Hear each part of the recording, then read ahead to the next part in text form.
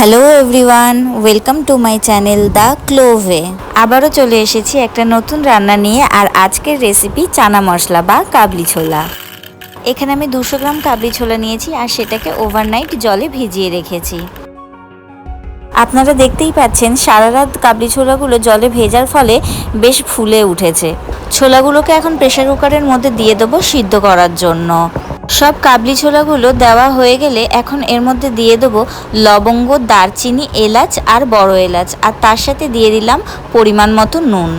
এখন প্রেসার কুকারের ঢাকনাটা বন্ধ করে এটাকে গ্যাসে বসিয়ে দিলাম যাতে ছোলাগুলো ভালোভাবে সিদ্ধ হয়ে যায়। কাবলি ছোলাগুলো যতক্ষণে সিদ্ধ হচ্ছে ততক্ষণে একটা বাটিতে 1 টিস্পুন হলুদ গুঁড়ো, 1 টিস্পুন ধনে গুঁড়ো, 1 টিস্পুন জিরে গুঁড়ো দিয়ে সেটাকে জল দিয়ে ভালো করে গুলে নিলাম। এখন প্রেসার কুকারে 6 থেকে 7টা সিটি পড়ার পর গ্যাসটাকে বন্ধ করে দিয়েছি। এখানে ছোলাগুলো একদম সিদ্ধ হয়ে গেছে। এর মধ্যে থেকেই কয়েকটা কাবলি ছোলা নিয়ে সেটাকে আমি মিক্সিতে পেস্ট করে নিয়েছি। এরপর একটা মিডিয়াম সাইজের টমেটো আমি মিক্সিতে পেস্ট করে নিয়েছি।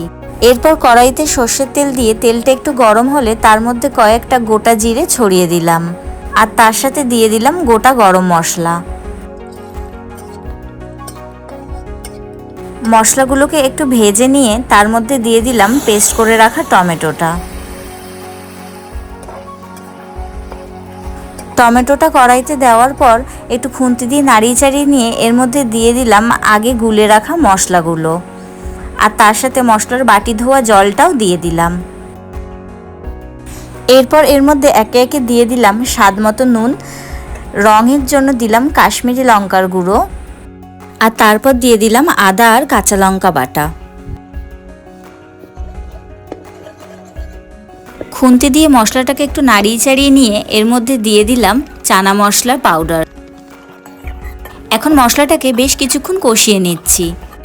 এরপর এর মধ্যে কয়েকটা সিদ্ধ করা কাবলি ছোলা নিয়ে যে পেস্টটা তৈরি করে রেখেছিলাম সেই পেস্টটা এর মধ্যে দিয়ে দিচ্ছি আর তার সাথে দিয়ে দিলাম এর উপর কিছুটা গরম মশলা। এখন খুন্তি দিয়ে এই কাবলি ছোলার পেস্টটার সাথে মশলাটাকে বেশ ভালো করে মিশিয়ে নিচ্ছি।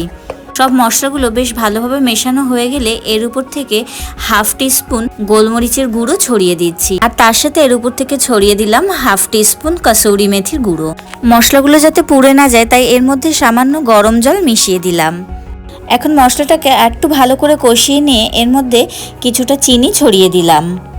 মশলাটা ভালোভাবে কষানো হয়ে গেছে তাই এর মধ্যে সিদ্ধ করে রাখা কাবলি ছোলাগুলো দিয়ে দিলাম। এখন খুন্তি দিয়ে কিছুক্ষণ ছোলাগুলোকে নাড়িয়ে চাড়িয়ে নিয়ে ঢাকা দিয়ে রেখে দিলাম যাতে ভালোভাবে সিদ্ধ হয়ে যায়।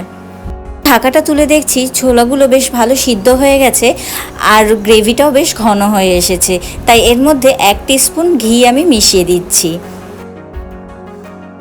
ঘি দেওয়ার পর খুন্তি দিয়ে ছোলাটাকে একটুখানি নাড়িয়ে নিয়ে তারপর আবার ঢাকা দিয়ে রেখে দিচ্ছি যাতে ঘিয়ের স্মেলটা পুরো রান্নার মধ্যে বেশ ভালোভাবে ছড়িয়ে পড়ে। এখন ঢাকাটা তুলে দেখছি বেশ ভালো চানা মশলার গন্ধ বেরিয়েছে আর এখানে কনসিস্টেন্সিটা আমি এরকম রেখেছি, আপনারা চাইলে আর একটুখানি ঘনও করতে পারেন। আর এখানেই আমাদের রেডি হয়ে গেছে নিরামিষ চানা মশলা। তো চলুন এটাকে একটা বলে সার্ভ করে নিই। চানা মশলাটা দেখতে যেরকম দারুণ হয়েছে খেতেও কিন্তু অসাধারণ হয়েছে। আপনারা অবশ্যই বাড়িতে এটা ট্রাই করবেন আর আমাকে জানাতে ভুলবেন না কেমন লাগলো আপনাদের এই রেসিপিটি। আর আরও নতুন নতুন রেসিপি পাওয়ার জন্য আমার চ্যানেলটিকে সাবস্ক্রাইব করে দেবেন। অবশ্যই লাইক, শেয়ার, কমেন্ট করতে কিন্তু ভুলবেন না।